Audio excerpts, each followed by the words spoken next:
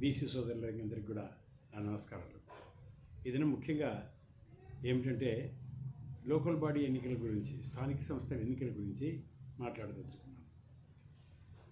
స్థానిక సంస్థల ఎన్నికల్లో రిజర్వేషన్స్ పర్సంటేజీ మొట్టమొదట 93 నుంచి 34% ఉన్నింది. ఎందుకైందంటే అది బీసీల కులగణన చేసిన తర్వాత ఇంతమంది బీసీలు అంటే 39.3% బీసీలని అప్పుడు తేల్చినందువల్ల అలనాటి ప్రభుత్వము 1993 నుంచి 34% మనకు రిజర్వేషన్స్ ఇచ్చింది. ఉత్తర ఏమైందంటే కొందరు గనులు కేసీఆర్ దొర వచ్చిన తర్వాత ఛాలెంజ్ చేయడము, ఆ ఛాలెంజ్ చేసినాక హైకోర్టు కులగణన లేదు కాబట్టి, అంటే క్వాంటిఫైబుల్ డేటా బీసీలు అది లేదు కాబట్టి 50% కుదించమని 34% తీసివేయడం జరిగింది. 50% అంటే బీసీలు ఎస్సీ ఎస్టీలు కలిసి 50%, అది సుప్రీంకోర్టు విధించిన పరిమితి రిజర్వేషన్స్కు. కానీ ఒక్కసారి కులగణన చేస్తే క్వాంటిఫైబుల్ డేటా ఉంటే ఏ స్టేట్ దగ్గర కూడా ఆ స్టేటుకు 50% సుప్రీంకోర్టు విధించిన నిబంధన అప్లై కాదు, అమలు కాదు అది. ఎందుకంటే దానికంటే క్రాస్ చేయొచ్చు కులగణన ఉంటే అని చెప్పేసి అనేక పర్యాయాలు సుప్రీంకోర్టు చెప్పిన తీర్పులు ఉన్నాయి.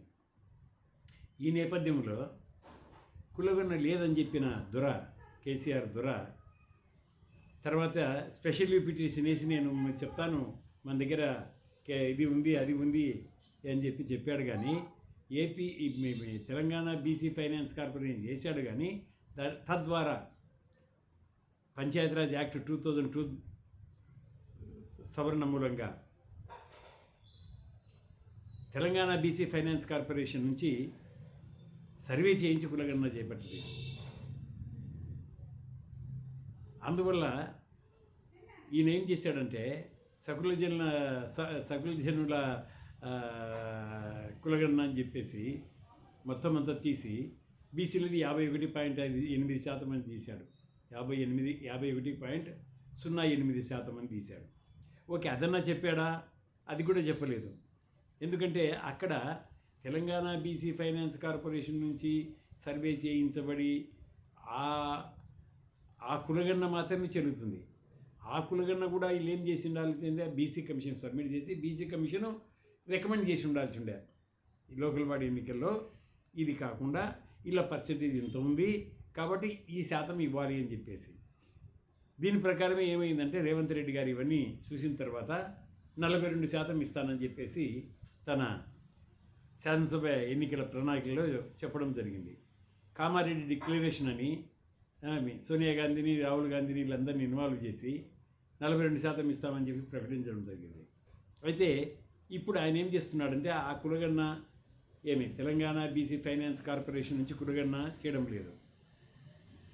దాన్ని ఆ కార్పొరేషన్ వేసి కులగణన చేస్తేనే 202 తెలంగాణ పంచాయతీరాజ్ యాక్ట్ ప్రకారము ఆర్టికల్ 202 ప్రకారం మీరు తీసుకుంటే కులగణన తెలంగాణ బీసీ ఫైనాన్స్ కార్పొరేషన్ చేయాల్సిన ఆ సర్వేనే ఈ పర్సంటేజీ నిర్ణయించడానికి లోకల్ బాడీస్లో ఇది తీసుకోవాలని చెప్పేసి ఆ కులగణనే మనము కన్సిడర్ చేయాలని చెప్పేసి ఉంది. అది కూడా ఎవరు చేస్తారు? 42% అని శాసన మండలి. ఒక్కసారి రాజీవ్ గాంధీ ఉన్నప్పుడు 73-74 అమెండ్మెంట్ చూడండి. ఆ 73-74 అమెండ్మెంట్లు ఏమంటే 73-74 అమెండ్మెంట్లో లోకల్ బాడీ ఎన్నికల్లో బీసీ రిజర్వేషన్స్ ఇవ్వచ్చు అని చెప్పేసి ఒకటి. రెండవది ఏమిటంటే ఈ పర్సంటేజ్ ఆఫ్ రిజర్వేషన్స్ను స్థానిక సంస్థల్లో నిర్ణయించడానికి ఓన్లీ శాసనసభకు, శాసన మండలికి మాత్రమే హక్కు ఉంది, అంటే స్టేట్ గవర్నమెంట్స్ హక్కు ఉంది అని చెప్పేసి అదొక నిబంధన. ఈ రెండు పాస్ అయిన నేపథ్యంలో ఇప్పుడు 42% రిజర్వేషన్స్ని ఇవ్వాలి అని అంటే ఏం చేయాల్సిన అవసరం ఉంది? మొట్టమొదట Panchayati Raj act 2018 Telangana Panchayati Raj act 2018 article 202 ద్వారా తెలంగాణ బీసీ ఫైనాన్స్ కార్పొరేషన్ వేసి తద్వారా సర్వే జరిపించి కులగణన తీయించి దానికి బీసీ కమిషన్ ఆమోదముద్ర వేపించి దాన్ని బీసీ కమిషన్ ద్వారా రికమెండ్ చేయించుకొని అప్పుడు గెజెట్ పబ్లిష్ చేయాల్సిన అవసరం ఉంది. మా 42% అని అది మళ్ళీ చేస్తున్నాడు రేవంత్ రెడ్డి. ఆయన ఖాళీ రెడ్డి కులాన్ని చూసుకుంటే నువ్వేమవుతుందయ్యా? ఏమి కాదు, జోగులు రాసుకుంటే బూడిదే రాలుతుంది, ఇంకేమి రాలదు. గెలిపించింది మేము బీసీలము, ఎందుకంటే బీసీలు 42% ఇస్తానన్నావని. రెడ్లు నీ రెడ్ల ఓటుతో గెలుస్తావా? గెలిచలేవు కదా రేవంత్ రెడ్డి గారు. మళ్ళీ అటువంటిప్పుడు ఓన్లీ నువ్వు పోయి ఒక గ్రామంలో రెడ్లు వాళ్ళ మీటింగ్ పెడితే ఏమి రెడ్లంతా నాయకులు కావాలి, రెడ్లే చీఫ్ మినిస్టర్ కావాలి, రెడ్లే ఇది కావాలా? ఇప్పుడు లోకల్ బాడీ ఇది నామినేటెడ్ పదవులు కూడా నువ్వు ఖాళీ రెడ్లకే ఇచ్చుకుంటూ పోతున్నా. ఏమిందా ఇది? అసలు ఏమన్నా ఉందా లేదా? మీ నాయకుడేమో రాహుల్ గాంధీ గారేమో ఏమి బీసీలకు కులగణన చేయాలి, కులగణన చేసి బీసీలు ఓన్లీ బీసీ ఎస్సీ ఎస్టీలు ఓన్లీ 2 మాత్రమే ఉండారు ఐఏఎస్లు సెంట్రల్ గవర్నమెంట్ కేంద్ర ప్రభుత్వంలో, వాళ్ళకందరికీ పర్సెంటేజ్ ప్రకారం రావద్దా అని మీ నాయకుడు చెప్పుకుంటా ఉంటే నువ్వేమో ఇక్కడ 42% అని డిక్లేర్ చేసి దాని మీద దృష్టి చేయకుండా పోతున్నాడు కృష్ణమోహన్ గారు. రేపు 31 ఆగస్టున ఆయన ఉన్నంతవరకు కాదు, ఎందుకంటే ఆయనకు మళ్ళా దొరలు కూడా చెప్తానట్టుంది వెనకల నుంచి, చేయొద్దు అని. ఏమి అందువల్ల ఏమయ్యా ఏమి అసలు యాక్ట్స్ ఉన్నాయి, రూల్స్ ఉన్నాయి, రెగ్యులేషన్స్ ఉన్నాయి. దాని ప్రకారం కులగణన చేసి ఏమి తెలంగాణ యాక్ట్ చదువు ఒకసారి, పంచాయతీరాజ్ యాక్ట్ 2018 202 చదవమని మీ వాళ్ళను, మీ సెక్రటరీని చదవమని, మీ బీసీ పేరు పొన్నం ప్రభాకర్ గారిని చదవమను. చదివిన తర్వాత ఒక డెసిషన్కి రాండి. వచ్చిన తర్వాత ఎంతసేపు సర్వే చేయించడము పెట్టండి. 1,00,000 మందిని అపాయింట్ చేయండి, వాలంటీర్స్ను కులగణన తీస్తారు. దానికి తెలంగాణ బీసీ ఫైనాన్స్ కార్పొరేషన్ ఆధ్వర్యంలో జరిపించేసి దాని తర్వాత రిపోర్ట్ సబ్మిట్ చేస్తే బీసీ కమిషన్ ముద్ర కూడా ఆమోదం ముద్ర కూడా వేసి మీరు మీ దగ్గరికి పంపిస్తే అప్పుడు మీరు రిజర్వేషన్ పెంచండి 42%. ఈ సుప్రీంకోర్టు కదా, వాళ్ళ తాతలు కూడా ఎవరు కొట్టేయలేరని చెప్పి చెప్తున్నాను నేను. ఎందుకంటే కాన్స్టిట్యూషనల్ అథారిటీ 10% ఎట్టిచ్చాడయా. ఇది ఎకనామికల్లీ బ్యాక్వర్డ్ క్లాస్కి నరేంద్ర మోడీ ఆయన పెట్టాడు, మొగోడు మాదిరి పార్లమెంట్లో పెట్టాడు.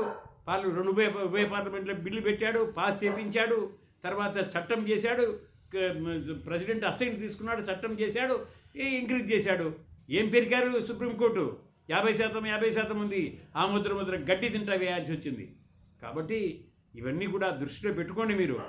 ఎందుకంటే ఇప్పుడు కాంగ్రెస్ గవర్నమెంట్ వచ్చింది, అది మీ ఆధ్వర్యంలో వచ్చింది. మీరు బాగా తిరిగారని చెప్పేసి మేమందరం కూడా సంతోషపడ్డాం.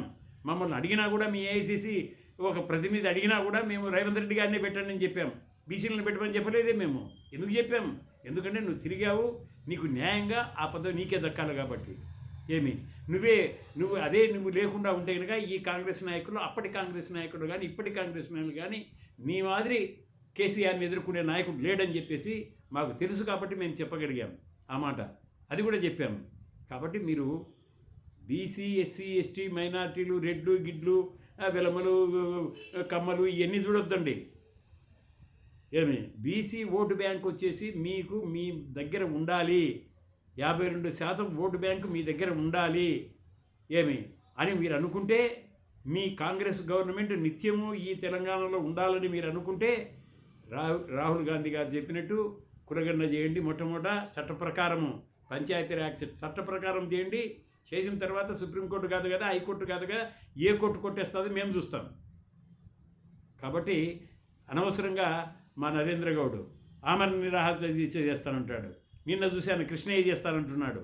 అంటే అంటే బీసీ లీడర్స్ని అంతా చంపాలనుకుంటున్నావా? ఏమి లేదు. చూడండి, మీకు చెప్తున్నాను నేను. మేమంతా పడ్డిపోయిన వాళ్ళు మీ బీసీ సమస్యల మీద. అడగండి మీ వాళ్ళనందరినీ. కపుల్ గారిని అడగండి, రాహుల్ గాంధీ గారిని అడగండి, ఎవరినైనా అడగండి. బీసీల సమస్యలు, బీసీల మీద మీరు కాంగ్రెస్ గవర్నమెంట్ కానీ సెంట్రల్లో కేంద్ర ప్రభుత్వంలో ఇప్పుడు నరేంద్ర మోడీ బీసీలకు ఏం చేయలేదని కదండి. ఆయన ఓబీసీ అయినా కూడా మేమందరం అగ్నిష్టపోయాము ఆయనకు. కేంద్ర ప్రభుత్వంలో పార్లమెంట్ ఎన్నికల్లో కూడా మేము అగ్నిస్ట్గా క్యాన్వాస్ చేశాం. ఈసారి నేను చెప్తున్నాను, నెక్స్ట్ ఎన్నికలు మూడు రాష్ట్రాల ఎన్నికల్లో మీరు ఈ పద్ధతిలో బీసీలను వెనకేసుకొని పోయి కురగన్న చేస్తున్నామని చెప్పి మీరు చేసి ఇప్పుడు వచ్చిన రాష్ట్రాలన్నీ చేసి ఇవన్నీ కూడా రిజర్వేషన్స్ పెంచితే ఆటోమేటిక్గా కాంగ్రెస్ గవర్నమెంట్ ఆ 3 రాష్ట్రాల్లో కూడా వస్తుంది. నరేంద్ర మోడీ గవర్నమెంట్ రిజైన్ చేయాల్సిన అవసరం వస్తుంది. ఆ గవర్నమెంట్ పడిపోతుంది, బీజేపీ గవర్నమెంట్. ఇప్పుడు ఎన్డీఏ అంటున్నారు కదా, ఎన్డీఏ పార్ట్నర్స్ అందరూ వచ్చేస్తారు, వాపసు వచ్చేసి పడిపోతుంది. ఆ దిశగా పని చేయండి మిస్టర్ రేవంత్ రెడ్డి గారు. అంతేగాని కళ్ళిగొల్లి కబుర్లు చెప్పేసి ఊరికి కాలయాపన చేసి గొంతు మీదకి తెచ్చుకోవద్దు. చాలా కష్టపడతారు మళ్ళీ మీ ప్రభుత్వము, నువ్వు కాంగ్రెస్లో ఉండవు, ఒకవేళ కాంగ్రెస్ ప్రభుత్వం పడిపోతే. కానీ కాంగ్రెస్ను భుజం మీద ఎత్తుకున్నావు కాబట్టి, ఇప్పుడు కాంగ్రెస్ వాదనలో నువ్వు విడిపిస్తున్నావు కాబట్టి, కాంగ్రెస్ వాదిగా మొట్టమొదట మీ అగ్రనాయకుడు రాహుల్ గాంధీ గారు చెప్పిన ప్రకారము కులగణన చేయి. ఆ కులగణన చేసేదానికి నిబంధనలు ఏమిటనేది పంచాయతీరాజ్ యాక్ట్ చదివి 2002 ఆర్టికల్ ఒకసారి చదివి దాని ప్రకారం కులగణన చేసి బీసీ కమిషన్తో ఆమోదంతో వేయించుకొని వాళ్ళతో రికమెండ్ చేయించుకొని 42% ఇవ్వు. ఏ కోర్టు కొట్టేస్తుందో మేము చూస్తాం. ఓకే, కాబట్టి ఈ లోకల్ బాడీస్ మీద, స్థానిక సంస్థల ఎన్నికల మీద మీకు వివరంగా అన్నీ చెప్పడం జరిగింది. మీరు కూడా అందరూ కూడా ఆమరణ నిరాహార దీక్ష చేయాల్సిన అవసరం లేదు. మనమంతా ఒకటే రథయాత్ర చేశామంటే ఈ ప్రభుత్వాన్ని కుప్పగూర్చొచ్చు, ఏం పర్వాలేదు. కాబట్టి తొందరపడి కృష్ణయ్య గారు, నరేంద్ర గౌడ్ మీరిద్దరు కూడా ఆమరణ నిరాహార దీక్ష అని చెప్పేసి డిక్లేర్ చేయొద్దు, కూర్చోవద్దు. మన శక్తి లేదా, మనకు ఓట్లు ఉన్నాయి.